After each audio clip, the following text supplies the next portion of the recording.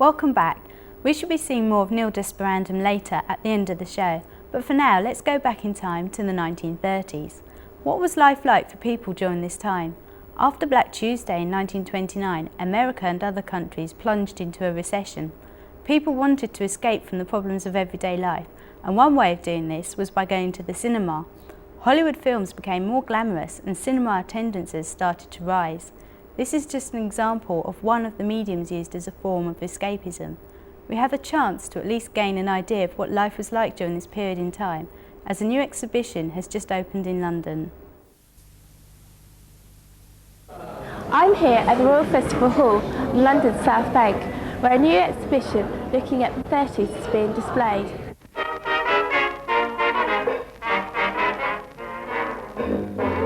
This exhibition looks the way this period is portrayed as one of anxiety and escapism, tries to explore people's memories and perceptions comparing the 1930s with the present day. The display is based around questionnaires, but how do they sort out the responses? Well, what we do on a daily basis, we collect in the questionnaires, and with the 4 sections, we split it up into personal, home, leisure, work. It was all to do with mass observation, really, and the best way of doing that was to have some sort of questionnaire. The exhibition is actually growing all the time, so as people fill out the questionnaires, we're adding those responses to the show. People will be able to come look at the information that's out there that's been gathered from various archives, and that will almost be a trigger point for people to remember certain things. So it's very much an interaction between what's being presented and what the public who are viewing it can give back to it. Basically, it's to try and get a feeling of what life was like during the 30s in each of those different areas.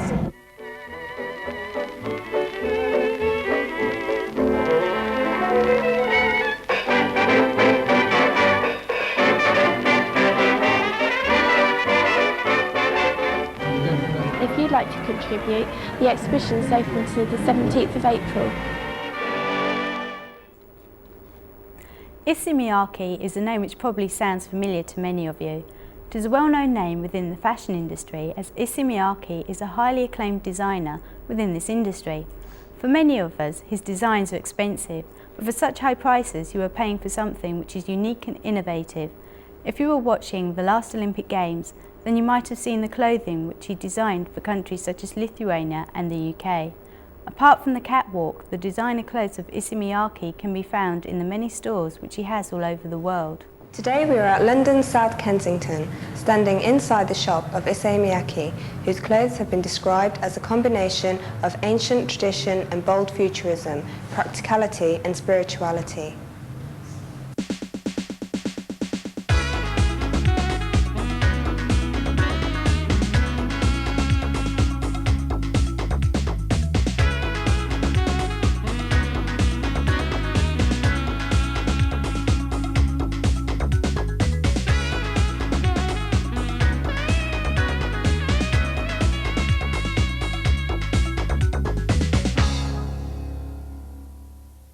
This is an example of how the pleats started. This is called twist pleats, and it's a garment like that, and it's made by cutting the shape first and then vigorously twisting it by hand until it buckles, and then the fabric's baked. And these were one of the earliest types of pleats which we still have today, and they've progressed onto pleats please, which are much more affordable, and they're very durable, they're really easy to keep, and the colours are very vibrant. Issey Miyake produces a range of designs to suit all tastes. Simple clothes which are more affordable, and then for the more open-minded customer who can spend large sums of money, the imaginative and not so practical garments.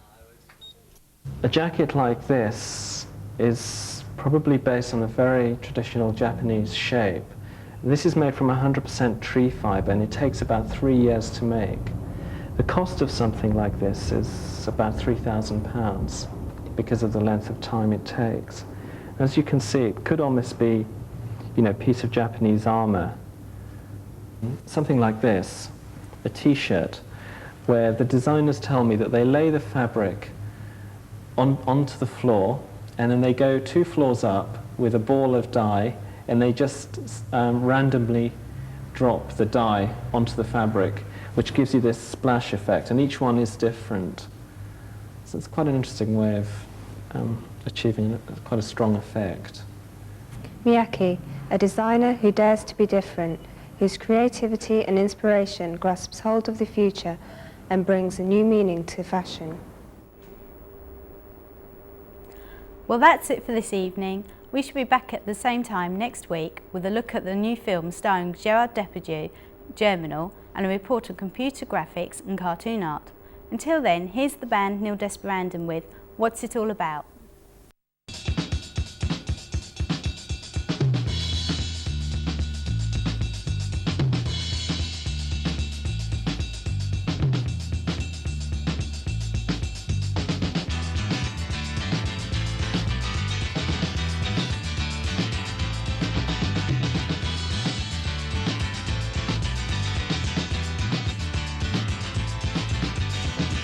Show me places you've gone. Tell me things that I didn't already know. What's it all about? Am I in love? Am I out?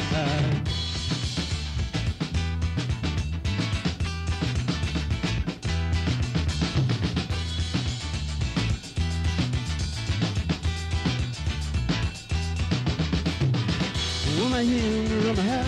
What's it all about? Oh, am I in or am I out? You gotta tell me. Oh, am I in or am I out? What's it all about? Oh, am I in or am I out? Running here, the one was there. My head's spinning, but do you really care? What do you say? Tomorrow, tomorrow, what about today?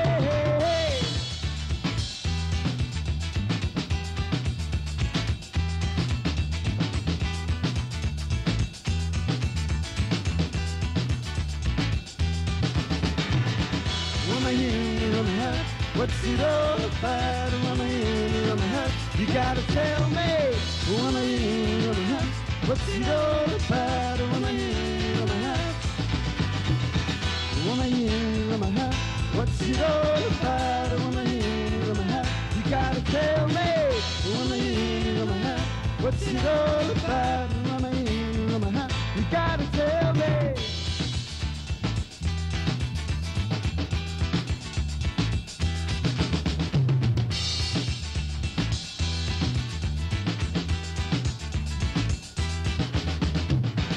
Am I in or am I out? What's it all about? Am I in or am I out? What's it all about?